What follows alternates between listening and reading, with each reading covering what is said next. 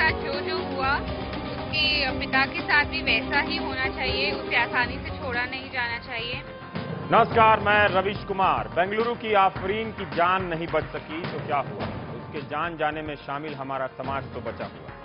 ऐसे मुद्दों पर बहस कैसे करेंगे जहां हर बात निंदा करने और समाज पर लानत भेजने की जिम्मेदारी के साथ खत्म हो जाती है। इस बार भी और इससे पहले कई बार भी न जाने कितने घर होंगे जहां आफरीन रोज मारी जाती होगी। बेटी बराबर है बेटों के, जाने कब से हम सुनते आ रहे हैं। इसका जश्न मनाने के लिए हम कुछ नंबरों पर झूम लेते हैं। पहली महिला रेल ड्राइवर, पहली महिला पायलट, अफसर, कप्तान, क्रिकेटर आदि आदि। अपनी व्यक्तिगत और सामाजिक संघर्षों से कामयाब कुछ महिलाओं के दम पर समाज में मिसालें तो बन जाती हैं, लेकिन इन मिसालों से पाउडर क्रीम का धंधा ही चल निकलता है, समाज की तस्वीर नहीं बदलती है। हम में से ज्यादातर अपने घर में, परिवार में, रिश्तेदारी में और पड़ोस में गर्भ से लेकर घर तक बेटियों की हत्या के अलग अलग चरण में मूक गवाह रहे हैं। चाहे उन्हें गर्भ में मारने का मामला हो या मौकों में उनकी हिस्सेदारी मारने का मामला हो। अमीर गरीब का सवाल नहीं है, साउथ दिल्ली और सुदूर सुंदरबन का सवाल नहीं है, हिंदू का सवाल नहीं है, सिर्फ मुस्लिम का भी नहीं और सिख का भी नहीं। सभी धर्मों में समान रूप से बेटियों के साथ जो नाइंसाफियां हो रही हैं, उस पर पर्दा डालने के लिए हम 2 मिनट में कह देते हैं कि हम तो देवी मानते हैं। दरअसल लड़कियों को देवी बताना उनके साथ होने वाले हर अपराध की बेगुनाही का सर्टिफिकेट है, फरेब है। दरअसल हम सब अपने भीतर हिंसा के उन तत्वों को नहीं पहचानना चाहते जो समय समय पर उभर कर कभी आफरीन तो कभी फलक की जान ले लेती है। ये तो बात हुई होश की। बेहोशी की हालत में भी हम वही करते हैं। नैनीताल के इस नाले में गिरीश जोशी नाम के एक पिता ने अपने 11 माह की बेटी को फेंक दिया। क्यों? क्योंकि वो उसके ऊपर होने वाले खर्चे से परेशान था। ग्वालियर के राणा साहब हैं, इन्होंने एक दिन की बेटी को तंबाकू ठूंसकर मार दिया। बुलंदशहर में एक बाप अपनी 2 बेटियों को 80,000 रुपए में बेच रहा था, बेटियों ने उसके खिलाफ केस दर्ज कर दिया। बेंगलुरु में 3 महीने की बच्ची आफरीन, फूल सी बच्ची को सिगरेट से दागा, दीवार पर दे मारा। आरोपी है, बाप कहता है नहीं किया, मगर मां कहती है कि किया है। वो चोटग्रस्त हुई थी और उसकी जान चली गई। इससे पहले दिल्ली में 2 साल की बेबी फलक ने 2 महीने जिंदगी और मौत के बीच झूलने के बाद दम तोड़ दिया। इस नन्ही जान को पीटा गया, दांत से काटा गया, जलाया गया। ये सब किया 14 साल की एक लड़की ने। बाद में पता चला कि इस मामले के तार यौन उत्पीड़न से लेकर मानव तस्करी तक जुड़े हैं। उस कहानी का विस्तार से जिक्र करने की अभी जरूरत नहीं, मुद्दा भटकने का डर है। यह तस्वीर मीतू खुराना की है, ब्लॉग चलाती है ताकि आप जागरूक हो सकें। उन औरतों को संगठित कर रही है जिन पर गर्भ में बेटियों के मारने का दबाव रहता है। यह पहली महिला है जिन्होंने हिंदुस्तान में अपने डॉक्टर पति के खिलाफ मुकदमा किया था, क्योंकि इनके गर्भ में 2 जुड़वा बेटियों के होने का पता चला था। मुझे नहीं मालूम कि आप इस बहस में कैसे शामिल हो सकते हैं। लाचार दर्शक के रूप में, लाचार व्यक्ति के रूप में, लाचार परंतु अपराध में भागीदार समाज के रूप में। आप में से कई लोगों ने इसके खिलाफ लड़ा होगा, आप में से कई लोगों ने घुटने टेक दिए होंगे। आप में से कुछ ऐसे भी हो सकते हैं जो टेस्ट कराने गए होंगे कि कहीं बेटी तो नहीं है। आप में से कुछ ऐसे भी होंगे जो गर्भवती महिला को सिर्फ बेटा होने का आशीर्वाद देते होंगे। ये सब अच्छी आदतें उस सामाजिक मानसिक इमारत को बनाती हैं जिसके भीतर बेटियों का कत्ल होता रहता है। ये एक ऐसा मुद्दा है जिस पर आप कांग्रेस या बीजेपी को विचलित नहीं देखेंगे। निंदा तो करना आसान है, क्या उन अनुभवों को सुनने का साहस है जिसमें हमारी सोच का आईना दिखता है? क्या हम आफरीन की मौत के सवाल पर कभी ईमानदारी से चर्चा कर पाएंगे? हमारे साथ आज के मेहमान हैं स्टूडियो में प्रोफेसर विजय लक्ष्मी नंदा, मिरांडा हाउस, आप कोऑर्डिनेटर हैं camping against pre birth elimination of females, आप दिल्ली से हैं। राकेश सेंगर जी, आप राष्ट्रीय सचिव हैं बचपन बचाओ आंदोलन, कानपुर से हैं। सुभाषिनी अली जी, सामाजिक कार्यकर्ता, पूर्व सांसद। रंजना कुमारी हैं, महासचिव centre for social research. Syeda Hameed साहब हैं, सदस्य योजना आयोग। पहला सवाल आपसे ही सुभाषिनी, क्या आफरीन की मौत पर हमें इसलिए हैरान या शर्मसार होना चाहिए जिस देश में हर पद पर कोई ना कोई पहली महिला पहुंच चुकी है, बैंक से लेकर टैंक तक पर, उस देश में आज क्यों ऐसा हो रहा है? कैसे हो सकता है? हमें शर्म आती है। मुझे लगता है कि ऐसी प्रतिक्रियाएं बहुत हद तक जिम्मेदार होते हुए भी ढोंगी हैं और खोखली हैं।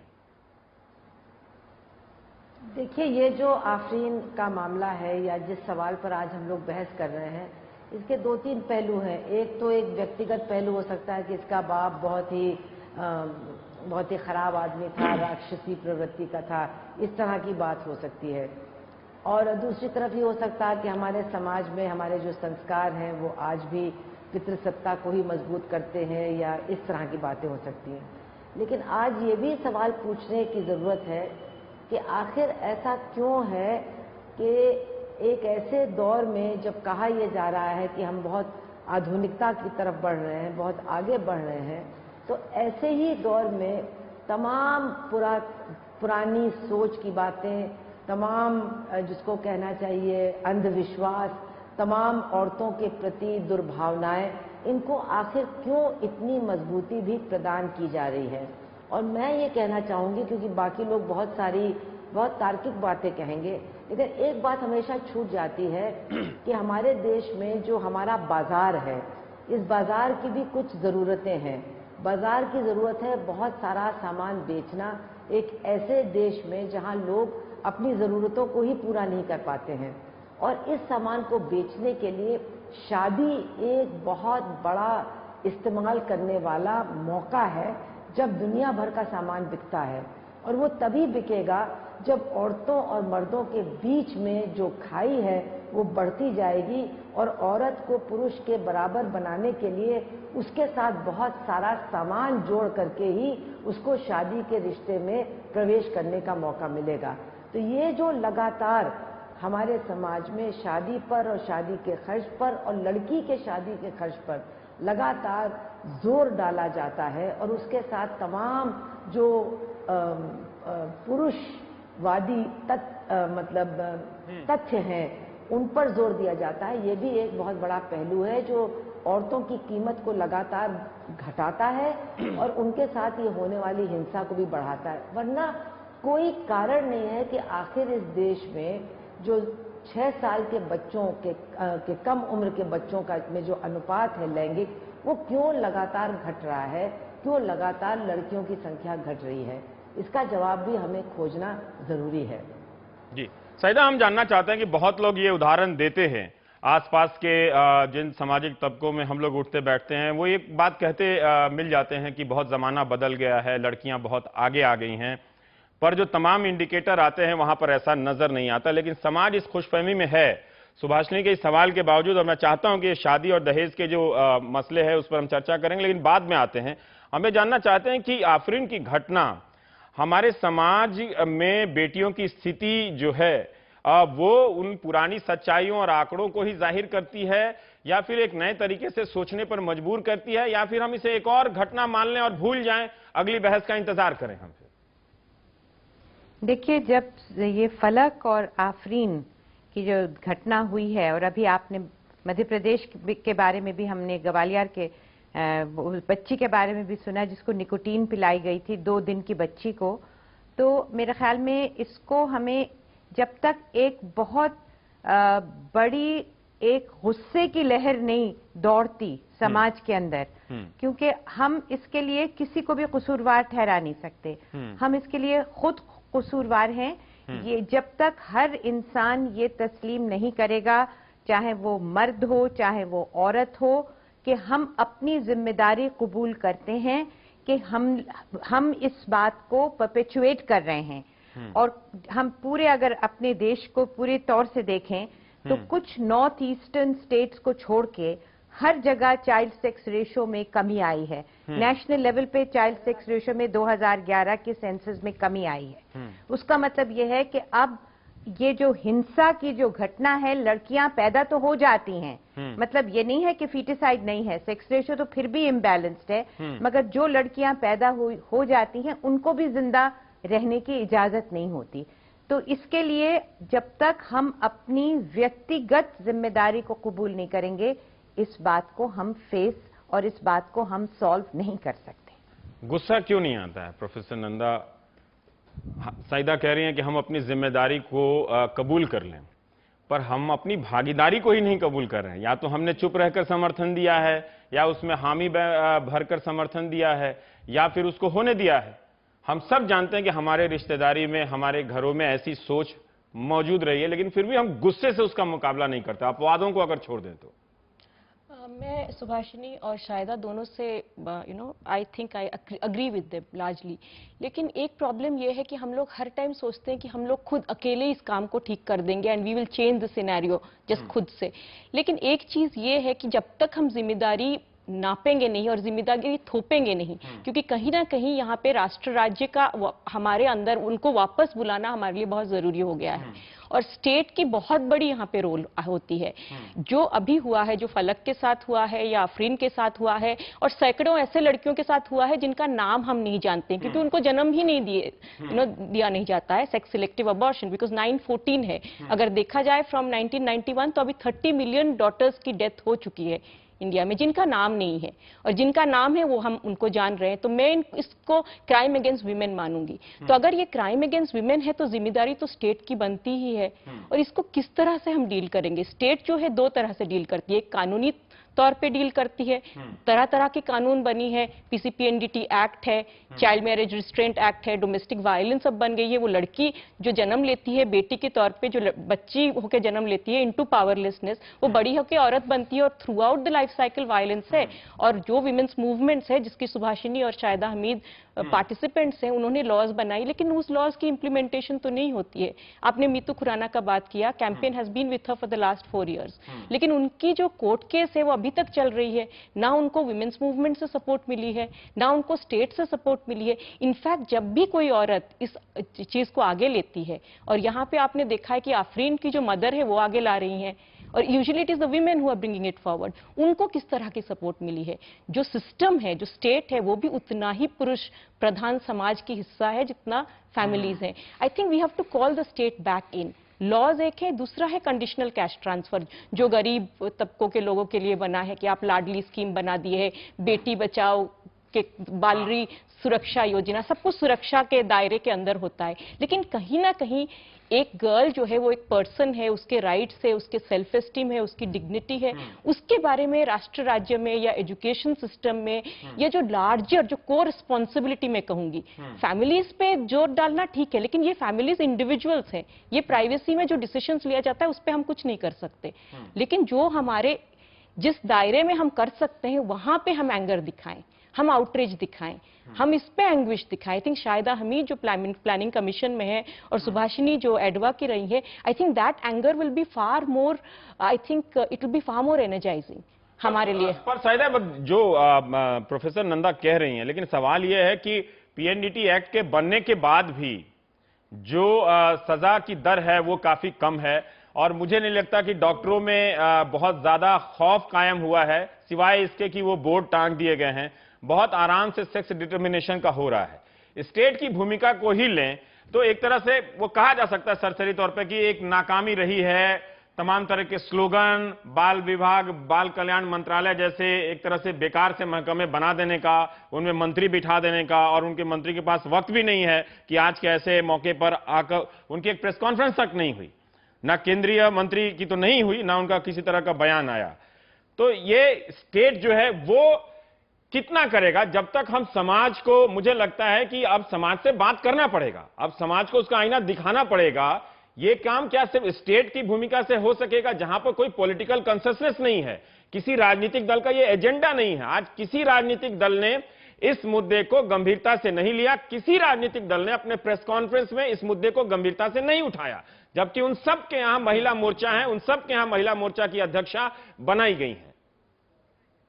जी, आप ये बात आपने बिल्कुल सही कही है, क्योंकि ये वाकई इलेक्शन का ये प्लान ही नहीं है। अब बहुत मुश्किल से अब मेल न्यूट्रिशन का जो एक मुद्दा है वो सेंटर स्टेज आया है, मगर जहां तक ये डिक्लाइनिंग सेक्स रेशो है, स्पेशली जो चाइल्ड सेक्स रेशो है, उस पे वोट दिए और लिए नहीं जाते। इसका मतलब ये है कि ये सेंटर स्टेज अभी तक नहीं आ सका है। जहां तक स्टेट की जिम्मेदारी का सवाल है, मेरे ख्याल में प्रोफेसर ने बहुत सही बात कही कि स्टेट ने बहुत सी कदम उठाए हैं। National commission for protection of child right, state से कहा है प्रोटेक्शन ऑफ चाइल्ड राइट के कमीशन बनाओ, मगर उसके साथ साथ इंफ्रास्ट्रक्चर की कमी है, इसके साथ साथ रिसोर्सेज की कमी है। कई स्टेट्स ने इसको बनाया ही नहीं है। इस तरह से जिन एक्ट्स का हवाला दिया गया है, उन एक्ट्स में भी हम देखते हैं कि बहुत कमी है। जब तक वो एक्ट, चाहे वो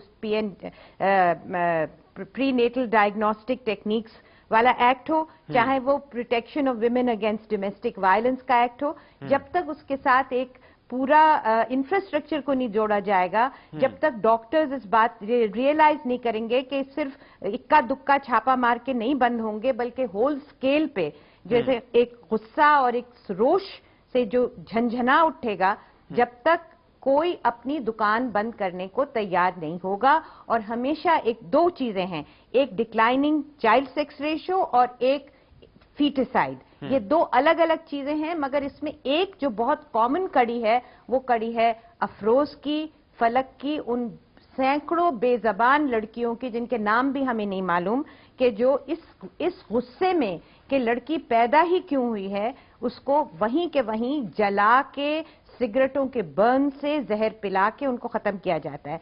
तो इसमें तो ये तो एक आग होनी चाहिए कि जो अगले इलेक्शन में 2014 में जो इलेक्शन होने वाला है उसमें एक बहुत ज्वलंत मुद्दा ये उठना चाहिए। उस आग की चिंगारी आज दिखी भी नहीं। हो सकता है शायद मौसम का असर हो और नेताओं को लगा हो कि आज क्यों इतनी इस तरह की घटनाएं एक प्रेस कॉन्फ्रेंस के लायक शायद उसकी नहीं है, वह जिस पर ये राजनीतिक दल के बड़े बड़े नेता टिप्पणी करें।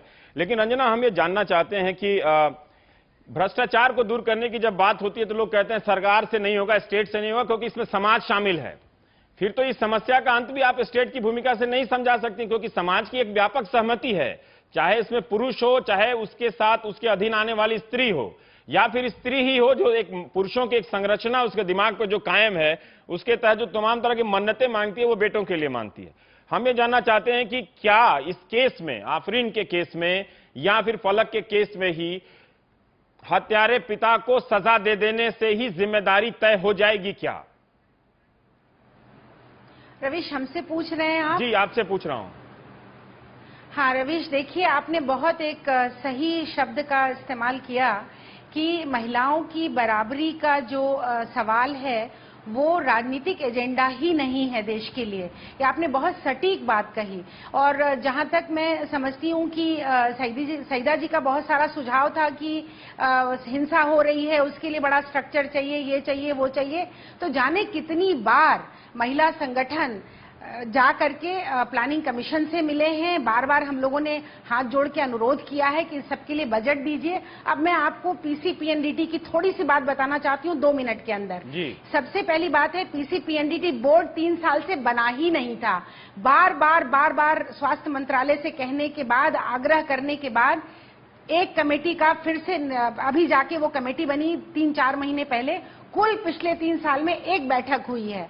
राज्यों को कुल 22 करोड़ रुपया देते हैं और केंद्र में तो कोई पैसा है ही नहीं है। कुल 7 या 8 करोड़ का बजट है। कुल 2.5 ब्यूरोक्रेट का डिपार्टमेंट है जो कि पूरे देश के अंदर ये तय करने की कोशिश कर रहा है कि पीसीपीएनडी कानून लागू हो। अब कानून के बारे में भी देख लीजिए, कानून आखिर करता क्या है? कानून सिर्फ ये करता है कि कितनी मशीनें हैं, कितने टेस्ट हुए, कितने नहीं हुए, आप रिपोर्ट कर दीजिए। और उसका एक बड़ा लंबा चौड़ा सा फॉर्म बना रखा है। चूंकि मैं सदस्य रही हूं पीसीपीएनडीटी बोर्ड की, तो मैं आपको बता सकती हूं कि टेक्नोलॉजी फोकस कानून, यही कारण है कि आप देखेंगे कि इतने सालों के बाद भी कुल 482-83 केसेस रजिस्टर हुए हैं। सजा किसी को इक्का दुक्का हुई है और कुल 3000-4000 दे करके डॉक्टर इसमें से छूट गए हैं।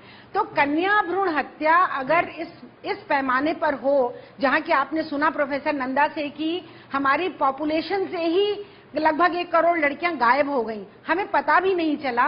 और बार बार वो सेंसस में 2001 में आया और 2011 में फिर वो बात सामने आई है। तो ये हम एक दूसरे से, अब हम ये 3-4 महिलाएं बैठ के इस रोने को रो रहे हैं कि आखिर देश की औरतों का क्या होगा, कौन इनकी रक्षा करेगा, कौन अफरीन को बचाएगा, कौन इस तरह के बद दिमाग लोगों को जो पापा नहीं है पापी है, उसको किस तरह से उसके दिमाग को बदला जाएगा, ये कौन तय करेगा? तो इसलिए इसको सबसे पहले एक पॉलिटिकल एजेंडा बनाने की जरूरत है। कितनी पॉलिटिकल पार्टीज अपने मैनिफेस्टो में लिखती हैं कि फीमेल फीटिसाइड से जो सबसे पहले इसको रोकना हमारा काम होगा। हमारा वर्कर, हमारा पार्टी का जो कार्यकर्ता है वो गांव-गांव जाकर के इसके खिलाफ प्रचार करेगा, लोगों की मानसिकता बनाएगा, महिला के हक अधिकार के बारे में बोलेगा, बराबरी के भाव के बारे में बोलेगा। कितने लोग कर रहे हैं, कौन सी पार्टियां इस काम को कर रही हैं? तो किस बात का प्रतिनिधित्व हमारा हो रहा है वहां जाकर के? फिर पार्लियामेंट के अंदर फिर हम करप्शन की बात करते हैं। इससे बड़ा करप्शन का कोई और काम हो नहीं सकता कि जब आप डॉक्टर बताता है वो हजारों रुपए लेता है, जब वो अबॉर्शन करता है तब वो हजारों रुपए वहां पर लगते हैं, और ये सारे पैसे की कोई गिनती नहीं है क्योंकि ये सब कुछ गैर कानूनी हो रहा है। तो ये कहीं कोई जानता भी नहीं कि करोड़ों अरबों रुपया, जाने कितना रुपया, कोई कैलकुलेट किसी ने आज तक नहीं किया। वो फीमेल देश की बच्चियों को जन्म न देने के लिए जो करोड़ों की कमाई हो रही है, अरबों की कमाई हो रही है, वो कहां जा रही है, कौन लोग कर रहे हैं, किस तरह से उसका लेखा जोखा होगा, कोई नहीं जानता है इस बात को। तो किस करप्शन की हम बात करें? करप्शन के फ्रंट पे भी जाकर के हम लोग इन बातों को उठाने नहीं उठाते हैं क्योंकि हमें लगता है कि पॉलिटिकली इनकरेक्ट है। राकेश, मैं आ रहा हूं आपसे। इससे पहले मैं जानना चाहता हूं प्रोफेसर नंदा शेखर, तो फिर इन कामयाब औरतों की कहानियों से, जिससे हम भी देख देख के पक चुके हैं, वही कोई बैंक की चीफ बन गई हैं, वही कहीं जाके कलेक्टर बन गई हैं, इनकी कहानियां फर्स्ट मैगजीन पर आके इनकी प्रेरणाओं से मीडिया के लिए कवर है, लेकिन इससे समाज तो नहीं बदल रहा है ना? बिल्कुल। जो या फिर उनकी अपनी व्यक्तिगत कहानी हो, चाहे जितनी भी संघर्ष करके आ गई हो वो। बिल्कुल, आई थिंक आपने बहुत महत्वपूर्ण बात उठाई। एक तो आपने बोला पॉलिटिकल एजेंडा की बात, और ये जो अचीवर्स की स्टोरी है, ये अचीवर्स की स्टोरी हमारे लिए बहुत मुश्किल है। अगर आप ये अचीवर्स के स्टोरीज देख के सोचते हैं कि जो फैमिलीज हैं वो अपनी बेटियों को रखेंगे, वो कभी नहीं होगा। क्योंकि फिर क्या होता है कि हर बेटी अचीवर नहीं बनने जा रही है, उनको कभी भी उस तरह से एम्पैथी नहीं होती, और उनको ये नहीं लगता कि हमारी बेटी बड़ी होकर इंदिरा गांधी बनेगी या किरण बेदी बनेगी, तो वो अंडरस्टैंडिंग नहीं आती है। And that is a wrong kind of a campaign. क्योंकि आप अगर डीवैल्यूएशन की बात कर रहे हैं तो आपको दिखाना पड़ेगा कि ये हमारी कानूनी अधिकार है, right to life. It has nothing to do with our value. तो कहीं ना कहीं ये जो जिस तरह की कम्युनिकेशन मीडियम है, जो मीडिया है, वो जो जिस तरह से इसको लड़ रही है कि अचीवर्स है, ये बेटी बड़ी होके ये बनेगी, ये गलत है। हमारी लड़कियों को लड़कों के साथ बराबरी का अधिकार है और कोई भेदभाव नहीं होना चाहिए, उनके खिलाफ कोई हिंसा नहीं होना चाहिए। जो हमारा जो कम्युनिकेशन है, जो एडवर्टीजमेंट है, वो इसके ऊपर ज्यादा बेस हो, ना कि अचीवर पे। क्योंकि अचीवर की जो कहानी है वो इट इज आउट देयर, वो हमारे घर की बेटी के बारे में नहीं है। हाँ। तो कहीं ना कहीं यही प्रॉब्लम है। मैं अपने घर की भी बताया तो मेरी बेटी है, और जब बेटी हुई तो हमारे एक रिश्तेदार है, वैसे बहुत कम लोगों को मैं अनुमति देता हूं कि मेरे घर आए वो, तो वो आए तो उन्होंने कहा कि अब तुम्हारी बेटी हो गई है, मिला जुला करो। अब मेरे जैसा तुनक मिजाज आदमी तो बड़े आदर के साथ कहा कि अब आज के बाद से आप जाएं और दोबारा भी ना आए, तो उनको मैंने वहां से वापस कर दिया। वो काफी पढ़े लिखे आदमी थे, वो भी अपने अचीवर थे, उनकी भी बेटी है, लेकिन फिर भी जो एक पुरुष है वो बेटी का बाप होने से नहीं बदल रहा है ना, उसकी वो संवेदनशीलता भी नहीं बदल रही है। हमारी सहनशीलता इतनी है, इतनी ज्यादा है, मुझे लगता है कई लोगों ने टीवी बंद भी कर दिया होगा कि हटाओ, बहुओं बेटियों के साथ क्यों देखें अब इस प्रोग्राम को, बवाल बती आ रहा है। लेकिन मैं ये जानना चाहता हूं कि अभी मैं पढ़ रहा था नेशनल रिव्यू, एक मैगजीन है अमेरिका में, उसके प्रोफेसर एक कंट्रीब्यूटर है यूनिवर्सिटी ऑफ इलिनॉइस के, उन्होंने सिर्फ इतना कह दिया एक कॉलम में कि गोरों को उस जगह पे नहीं जाना चाहिए जहां अश्वेत या काले लोग ज्यादा संख्या में जमा हो। इस पर उस मैगजीन ने प्रेस रिलीज जारी करके कहा कि हमने इस कंट्रीब्यूटर से नाता तोड़ लिया और सैक कर दिया है, बर्खास्त कर दिया है इसको। हमारे देश में इतना भी एक उदाहरण नहीं है। आए दिन स्कूलों कॉलेजों के प्रिंसिपल पहनने से लेके उन पर आचरण की बंदिशें लगाने तक के बयान देते रहते हैं और झगड़े में बात निपट जाती है, उनका कुछ नहीं होता है। तो ये सहनशीलता जो है ये क्यों इतनी मजबूत होती जा रही है? देखिए, इसलिए हो रही है, एक तो जो पूरा वातावरण है, वो वातावरण जो अभी बात हो रही थी कि राजनीतिक एजेंडा नहीं बन पाता, मैं कह रहा हूं एजेंडा नहीं, हमारे देश के राजनेताओं में वो इच्छा शक्ति नहीं है जो होना चाहिए, और सबसे बड़ा जो सामाजिक सरोकार भी नहीं है जो गुस्सा फलक के लिए होना चाहिए, जो गुस्सा आफरीन के लिए होना चाहिए, जो गुस्सा हम उन बच्चियों के लिए होना चाहिए जो गुलामी कर रही हैं घरों के अंदर, वो गुस्सा दिखता नहीं है, सड़कों पे नहीं दिखता है। भ्रष्टाचार के लिए गुस्सा दिखता है, लेकिन जो भ्रष्टाचार की सबसे बड़ा जड़ है बाल मजदूरी, घरेलू बाल मजदूरी, बच्चों की बाल वेश्यावृत्ति हो रही है, दुनिया में करोड़ों मिलियन का धंधा है, और उस पे जो है हमारा देश, हमारे भ्रष्टाचार पे बात करने वाले लोग कभी इस पे बात नहीं करते हैं। 6 करोड़ बच्चे काम करते हैं, 6.5 करोड़ एडल्ट जॉबलेस हैं, उसमें सबसे ज्यादा लड़कियां हैं। दिल्ली में प्रतिदिन 8 बच्चे मिसिंग हो रहे हैं, जिसमें से आधी लड़कियां हैं। 722 3 महीने में लड़कियां मिसिंग हो चुकी हैं, बच्चे मिसिंग हो चुके हैं, जिसमें से 444 लड़कियां हैं। कहां है संवेदना हमारे समाज की, कहां है राजनीतिक इच्छा शक्ति हमारे नेताओं की? कहीं नहीं दिखती है। नहीं, उनकी इच्छा शक्ति, वो वोट तो लेने जाते हैं, वो इतना तो करते हैं कि जब 400 लोगों को सीट देते हैं सुभाषिनी जी, तो 2-3 औरतों को भी दे देते हैं। और वो महिलाओं का प्रतिशत हम देख रहे हैं कि हमारी भी रिपोर्टिंग की औपचारिकता बनती चली जा रही है कि छाप दो कि 400 में से 20 महिलाओं को दिया है। इस बार प्रतिशत बढ़ गया है। तो पिछली बार कितना दिया था आपने? 17 दिया था, 3 ज्यादा दे दिया है। ये एक उनका एक मुखौटा तो है, लेकिन फिर भी हम ये जानना चाहते हैं कि खुद औरतों की जमात के भीतर इस पर एक राजनीतिक सहमति, राजनीतिक एजेंडा के रूप में क्यों नहीं इसका स्वरूप उभर कर आया। जैसे एक दलित चेतना है, वो फिर भी अपने स्तर पर दलित चेतना जो है सक्रिय है, वो अपने अधिकारों की बात को लेकर उसका एक प्लेटफॉर्म है।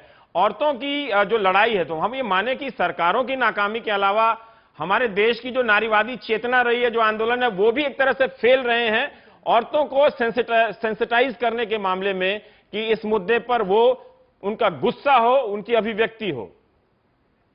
रवीश, मैं बिल्कुल नहीं मानती हूँ कि नारी चेतना का कहीं न कहीं कोई ह्रास हुआ है।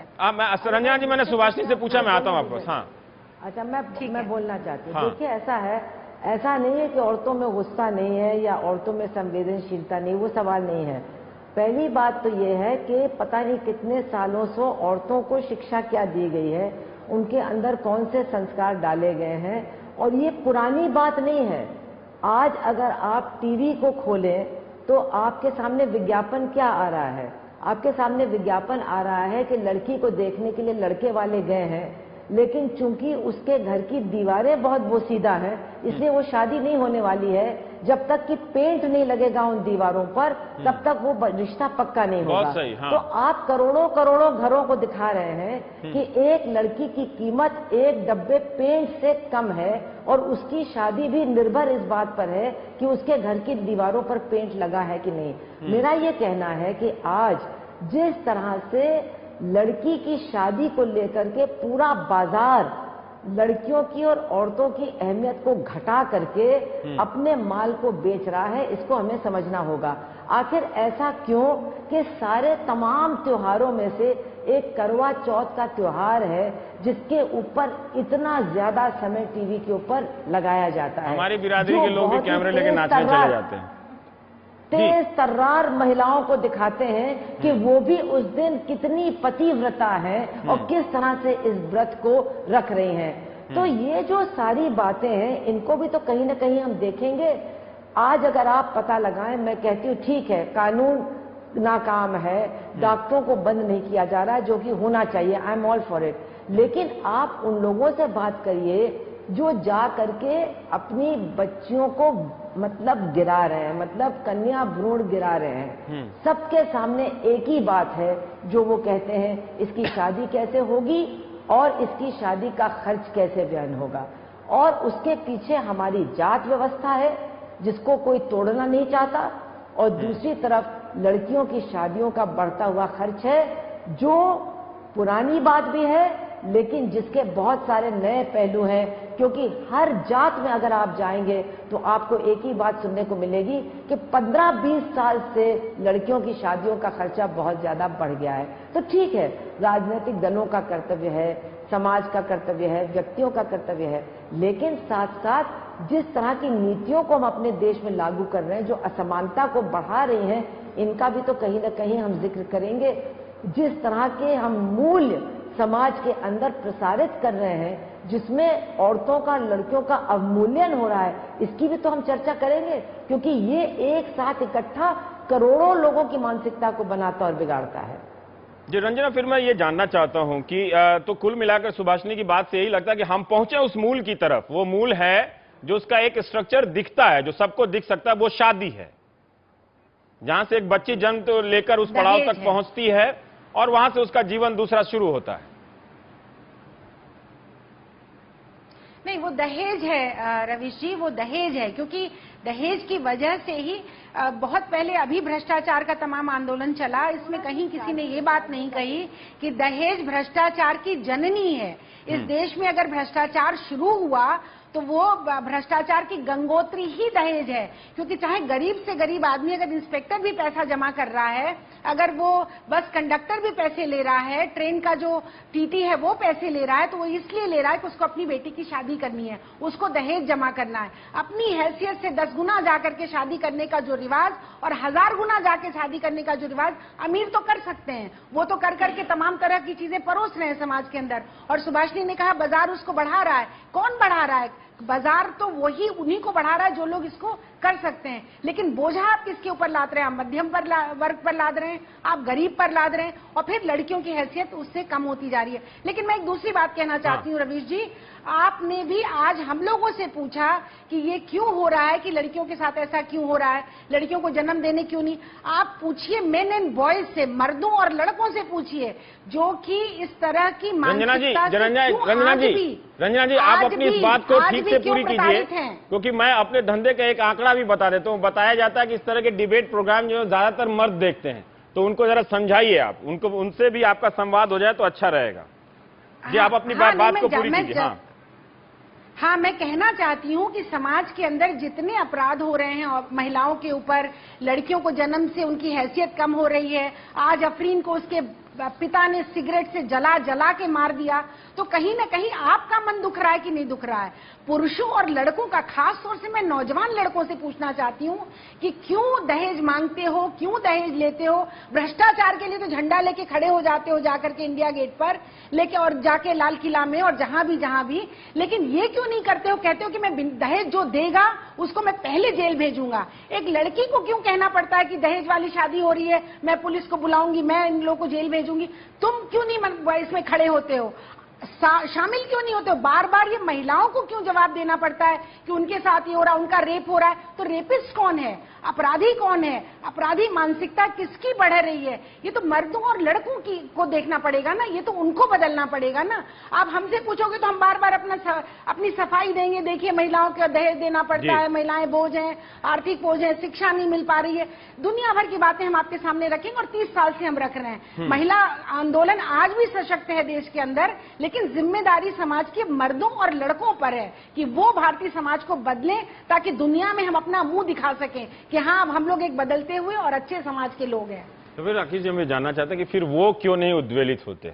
तमाम आंकड़ों से वो तो आगे हैं हमारे मर्द, वो उनको क्यों नहीं परेशानी होती? मैं उनका रिएक्शन देख रहा था आज जो सोशल मीडिया पे है, मुझे लगा कि काफी सीरियस है, लेकिन बाद में शाम होते होते मेरी एक राय ये भी बनने लगी कि ये एक महज औपचारिकता भर है, कि हम कुछ कहने के लिए वहां दर्ज करा दे रहे हैं कि बहुत शॉकिंग है, बहुत हतप्रभ करने वाली बात है, 21वीं सदी के हिंदुस्तान में कैसे हो गया, ये शर्म करने वाली बात है।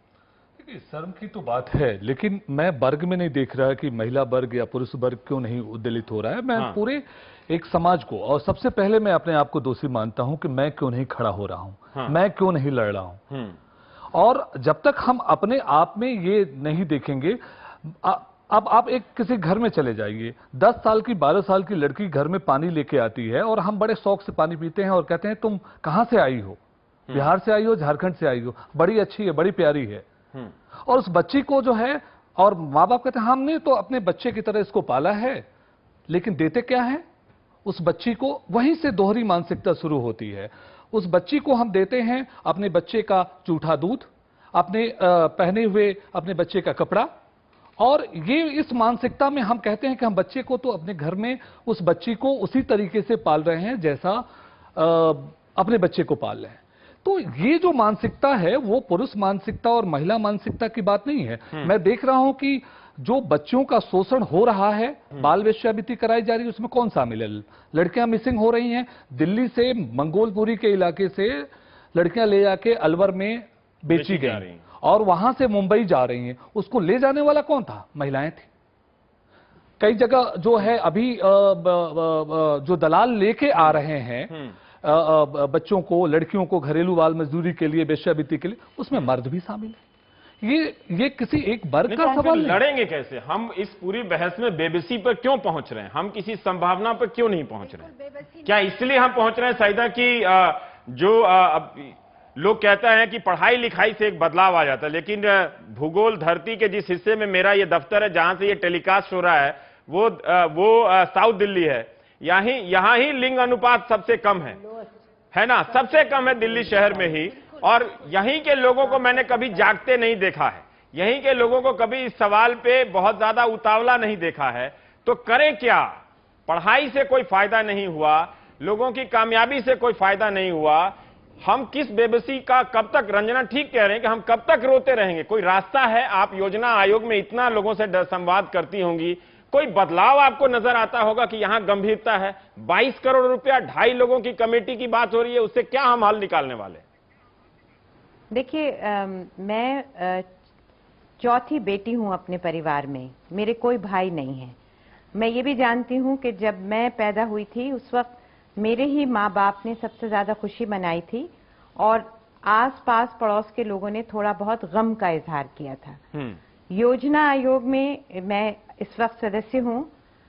हम हर स्टेट में हर चीफ मिनिस्टर आके एनुअल प्लान डिस्कशंस में हमारे सामने बैठते हैं अपने पूरी टीम के साथ, और हम हमेशा इस गर्ल चाइल्ड मुद्दे को, डिक्लाइनिंग सेक्स रेशो को, फीमेल फीटिसाइड को, डिक्लाइनिंग सेक्स रेशो को हम सेंटर स्टेज पे लाके और हम उस पे सवाल करते हैं।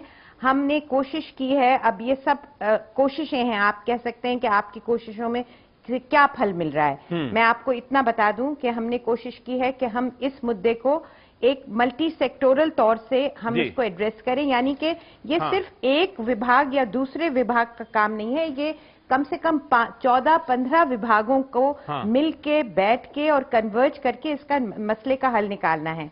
और हर सेक्टर उसके छोटे छोटे कदम भी उठाएगा तो उसका एग्रीगेट एक बड़ा बन सकता है। मैं आपको 2 बातें और बताना चाहती हूँ। एक, मैं आपसे ये कहना चाहती हूँ कि ये जितनी स्कीम्स हैं, आज तक ये स्कीम्स धन लक्ष्मी और राज लक्ष्मी और लाडली लक्ष्मी इस किस्म की स्कीम्स हैं। कोशिश अब, क्योंकि लोगों ने, जो पॉलिटिकल क्लास है उसने रियलाइज किया है कि शादी एक बहुत बड़ा मुद्दा है, इसलिए शादी के लिए धन जमा होना चाहिए।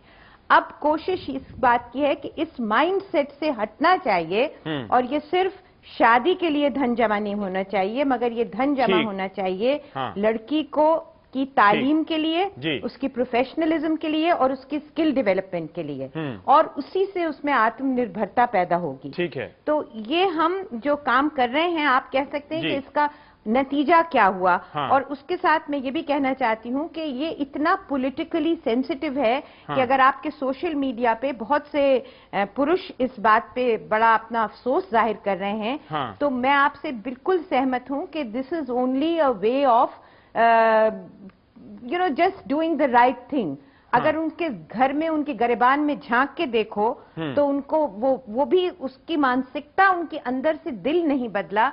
इसी वजह से आज हम उसी कटहरे में खड़े हुए हैं जिससे जहां हम कई साल पहले खड़े हुए। एक छोटे से ब्रेक लेना चाहूंगा आदेश और रंजना जी, मैं आऊंगा। फिर ये सरकारी स्कीम जो धन लक्ष्मी, राज लक्ष्मी, रानी लक्ष्मी, ये तो लग रहा है दहेज के ही, शादी के ही सामान है सिक्के हैं जिनको बेचने के लिए सरकारें वोट लेने के लिए तो कर रही हैं, पर इनमें क्या बदलाव आ सकता है? कैसे लड़ सकते हैं अपने आप से और इन योजनाओं के जरिए सरकार से?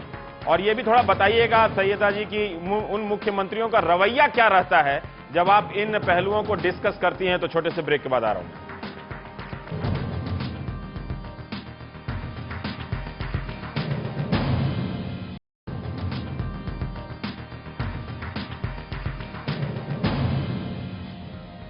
जिस सवाल पे मैं छोड़ गया था, ठीक है, मैं सरकारी योजनाओं से शुरू करना चाहता हूं। रंजना जी, आप कुछ बोलना चाह रही थी कि विभागों की सहमति और ये धन लक्ष्मी, राज लक्ष्मी, मध्य प्रदेश में भी एक आंदोलन चल रहा है, सरकारी बेटी बचाओ आंदोलन।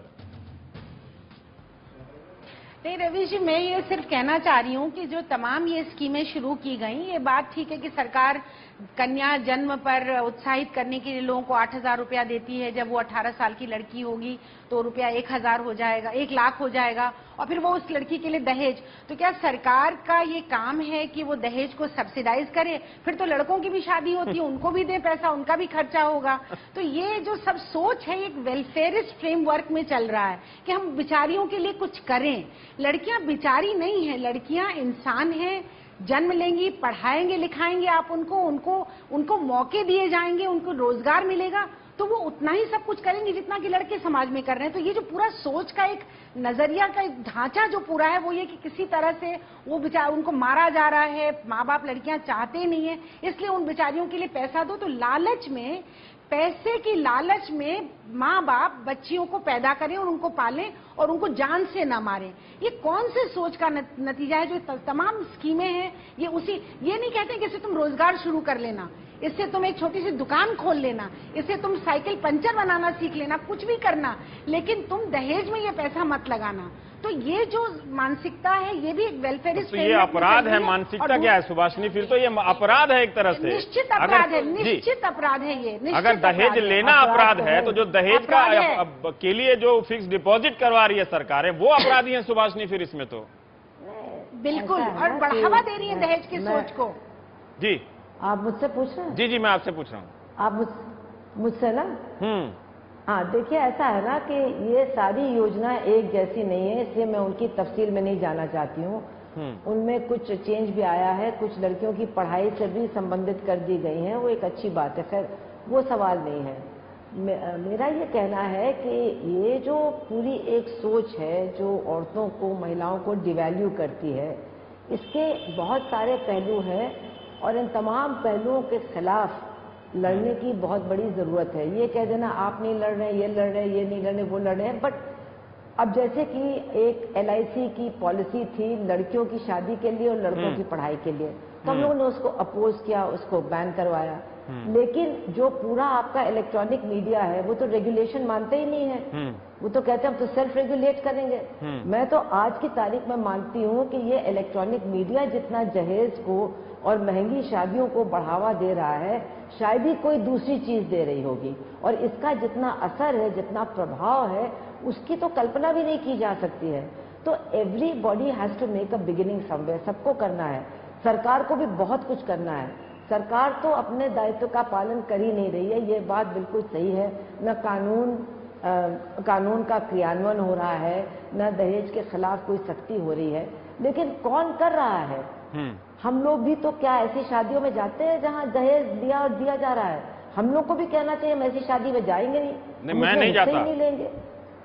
नहीं, मैं भी नहीं जाती हूँ। हाँ, मैं नहीं जाता। मैं कह रही हूँ कि तमाम लोग, मैं भी नहीं जाती हूँ, इसलिए बहुत जमाना हो गया शादी का वो आलूदम खाए हुए। हाँ, लेकिन आपको अपने चैनल पे भी देखना चाहिए कि आप कैसे एड्स दिखा रहे हैं, आप कैसे सीरियल्स दिखा रहे हैं, आप कैसे मूल्यों का प्रसारण कर रहे हैं, ये भी तो एक बहुत बड़ी बात है। मैं समझ रहा हूँ कि मुझे भी अब पैनलिस्ट में आना पड़ेगा। नहीं, लेकिन ठीक है, बहुत कुछ आना पड़ेगा। पर सईदा हम एक जो मेरा कहना, मैं बार बार यही बात कह रही हूँ कि इस आज के दौर में जहाँ असमानता इतनी बढ़ रही है, वहाँ ये असमानता भी बराबर बढ़ाई जा रही है। Very consciously being done. मैं एक सवाल पर आना चाहता हूं, क्योंकि मैं प्रतिक्रियाएं पढ़ रहा हूं, उनमें से देख के ऐसा कई लोग लिख रहे हैं कि ये सिर्फ पुरुषों को दोष देना, मुझे लगता है कि इसका इलाज हो जाना चाहिए इस बात का। उस लड़ाई में मत नहीं, आते हैं। अगर लोग ऐसा सोच रहे हैं तो आप लोग सुनते हैं कि पुरुषों को ही दोष देना ठीक नहीं है, औरतें भी औरतों के लिए जिम्मेदार हैं। प्रोफेसर नंदन, ये common enough reaction, no question is silly question, मानसिकता है। हाँ, ये मानसिकता है जो जिम्मेदार है जी। उस मानसिकता की शिकार मर्द भी होते हैं, औरतें भी होती हैं। ये बात सारे मर्द ही लिख रहे हैं। नहीं, ये जरूरी नहीं है कि औरत जो है औरत की दुश्मन नहीं होती है। औरत भी हिंसा कर सकती है, ये अंडरस्टैंडिंग इवन विमेन्स मूवमेंट, महिला आंदोलन को है। लेकिन जब भी कोई बात हम महिला के हिंसा के बारे में उठाते हैं या लड़कियों पे हिंसा पे उठाते हैं, फिर ये बात वही हो जाती है कि women are enemies of women. हम लोगों को इस मानसिकता से दूर होना पड़ेगा, और खासकर जो पुरुष इस समाज में है वो इसको समझे, क्योंकि जो औरत है वो एक फ्लैग लेके नहीं निकल जाएगी कि I want to save my daughter. अगर उसके लिए वो माहौल बनेगा, अगर उसके हस्बैंड, उसके फादर, उसके जो मेल मेंबर्स है उसके फैमिली में वो सपोर्टिव है और उसको उस तरह से बढ़ाते हैं कि वो क्वेश्चन कर सकती है, वो अपने नेगोशिएट कर सकती है, तो वो उस तरह के क्वेश्चंस रेज करेगी। आज मीतू खुराना जो है वो ये लड़ रही है क्योंकि उसके फादर और मदर उसके साथ हैं। तो ये तो बात है कि वहां पे सिर्फ मदर का साथ होना जरूरी नहीं होगी, family is together, father is also there with her. तो ये कह देना कि women are enemies of women are wrong. In fact there are many stories where women have supported women also. तो ये और महिला आंदोलन अपने आप को छुपाने वाली बात, ये अपने आप को छुपाने वाली या खान के रूप में इस्तेमाल करते हैं, या तो एक गिल्ट कंट्रोल हाइपोथेसिस है। राकेश, मैं सुभाषिनी की एक बात से पूरी तरह से सहमत नहीं हूं, इलेक्ट्रॉनिक मीडिया के प्रभाव के। मैंने उस जमाने में अपने घर में भी, आसपास भी देखा है शादियों का किस तरह से आलिशान बताया गया, कि जब मैं खुद नहीं जानता था कि टेलीविजन नाम की कोई चीज होती है दुनिया में, नहीं देखी थी। तब भी ये परंपराएं तो रही हैं शादियों को इस तरह से तमाशा में बदलने के लिए। प्लीज रविश, हाँ। रविश एक मेरी बात सुन लीजिए। हाँ। मैं ये कह रही हूँ कि दहेज प्रथा हाँ। जिन कम्युनिटीज में, जिन कास्ट में जानी नहीं जाती थी, हाँ। पिछले 20 सालों में वो वहां तक पहुंच गई है। बंजारों में दहेज प्रथा है, जो आदिवासी है उनमें दहेज प्रथा है, जो बैकवर्ड और शेड्यूल कास्ट है जहां पर दहेज प्रथा नहीं थी वहां भी है। मतलब वो सारी कम्युनिटीज जहां दहेज की प्रथा थी ही नहीं, जो रूरल भारत का हिस्सा है, वहां भी ये दहेज प्रथा पहुंच गई है। मैं ये नहीं कहती इलेक्ट्रॉनिक मीडिया अकेले इसके लिए जिम्मेदार है, लेकिन इलेक्ट्रॉनिक मीडिया एक बहुत जबरदस्त वाहन है इन वैल्यूज को कम से कम हम साइंटिफिक सोच के प्रसार में तो नहीं शामिल हैं, क्योंकि अब बाबाओं का इतना अब हो गया कि कुछ दिनों के बाद अब यही नौबत रही तो हमारी जगह बाबा ही प्रोग्राम करते मिलेंगे। लेकिन फिर भी राकेश, मैं अभी साइदा के पास जाना चाहता हूं, उनके पास एक नज्म है, मैं चाहता हूं उस नज्म से प्रोग्राम को खत्म करूं। हर लोग समाज में यही दलील लेता है कि वो मांगते हैं तो हमको देना पड़ता है, और चूंकि देना है तो हम इधर से कमाना भी पड़ता है। इस शाश्वत दलील का कोई सिस्टम से लड़ाई हो सकती है? समाज को तो मैंने नहीं लड़ते देखा है, सब शामिल हो जाते हैं। नहीं, सिस्टम से हो सकते हैं, लेकिन जब सिस्टम ही उसमें शामिल हो जाए कि कन्याधन योजना चलाए, इस देश में वेलफेयर स्टेट के नाम पे हम लोगों के अधिकार का हनन कर रहे हैं। लड़की चाहती है कि हम पढ़ना चाहती है, लेकिन उसको पढ़ने के लिए एक डबल स्टैंडर्ड है कि वो लड़की कहाँ पढ़ेगी, एमसीडी के स्कूल में पढ़ेगी या कब तक पढ़ेगी। ये सारी चीजें कौन तय करता है? हमारे पुरुष तय करते हैं, महिलाएं तय करती हैं। तो इस मानसिकता के बदलाव के लिए लड़ाई लड़नी पड़ेगी। और मैं भी एक शेर सुना, कब तलक जीते रहेंगे आधी सांस लेकर, उम्मीदें कब जगेंगी कब जवां होंगी।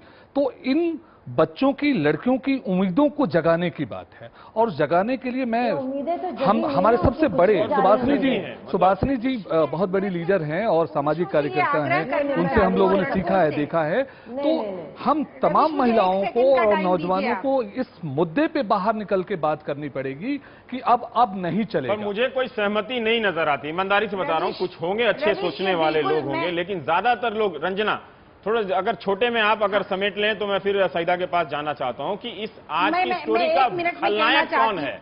हम है, समाज है, सरकार है, योजना। अच्छा, मेरी आवाज गूंज रही है सुभाषिनी के कानों में, थोड़ा सा ऑडियो कम कर दीजिएगा। हाँ, नहीं, खलनायक तो ये समाज है जो औरत और मर्द की गैर बराबरी को स्वीकार करके और औरतों के साथ जाति कर रहा है। लेकिन मैं सिर्फ रवि जी, आपकी इस बात का जो लोग मर्द लोग, ये लड़के लोग ये लिख रहे हैं कि हमें सिर्फ क्यों दोषी माना जा रहा है, मैं उन लोगों से यही कहना चाहती हूँ कि अगर आप दोषी नहीं हैं तो आप बार बार ये सवाल औरतों से मत पूछिए, आप खड़े होइए। आज तक मैंने ऐसी महिलाओं की मीटिंग नहीं देखी जहां हम दहेज पर चर्चा कर रहे हो, दहेज के खिलाफ। सैकड़ों लाखों मीटिंगें मैंने की हैं देश भर में, गांव गांव में जाके की है कि वहां पर लड़के और मर्द भी आके इस बात को कहें कि हम आपके साथ खड़े हैं, इस बदलाव की लड़ाई में हम आपके साथ हैं। अच्छा कि आपने उनको एक्सपोज किया। जब तक नहीं खत्म होगी तब तक समाज नहीं बदलेगा। अब समय नहीं है, सईदा को हवाले कर देते हैं जो भी वक्त बचा है। सईदा, आपके पास नज्म सुनाने का वक्त है, आप सुना दें। मेरी ये जो नज्म है ये उस बच्ची की आवाज है जो फलक भी है, आफरीन भी है, और जो बच्ची पैदा नहीं हुई है। ये जहरा निगाह एक बहुत मशहूर शायरा हैं, उनकी ये नज़म है जो मेरे ख्याल में हर एक के कानों में गूंजनी चाहिए। और ये इरशाद कर रही हूँ, मैं बच गई माँ, मैं बच गई माँ, तेरे कच्चे खून की मेहंदी मेरी पोर पोर में रच गई माँ, मैं बच गई माँ, मैं बच गई माँ। गर मेरे नक्श उभर आते तो फिर भी लहू से भर जाते। मेरा कद जो थोड़ा सा बढ़ता, मेरे बाप का कद छोटा पड़ता। मेरी चुन्नी सर से ढलक जाती, मेरे भाई की पगड़ी गिर जाती। मैं बच गई माँ, मैं बच गई माँ। मेरी आंखें रोशन हो जाती, मेरी आंखें रोशन हो जाती, तेजाब का सुरमा लग जाता। सट्टे वट्टे में बट जाती, हर ख्वाब अधूरा रह जाता। मैं बच गई माँ, मैं बच गई माँ। और आखिर में है, तेरी लोरी सुनने से पहले मैं अपनी नींद में सो गई माँ। अनजान नगर से आई थी, अनजान नगर में खो गई माँ। मैं बच गई माँ, मैं बच गई माँ, तेरे कच्चे खून की मेहंदी मेरी पोर पोर में रच गई माँ। मैं बच गई माँ, मैं बच गई माँ। बहुत बहुत शुक्रिया आप सभी का प्राइम टाइम में हिस्सा लेने के लिए। वक्त कम है। नमस्कार।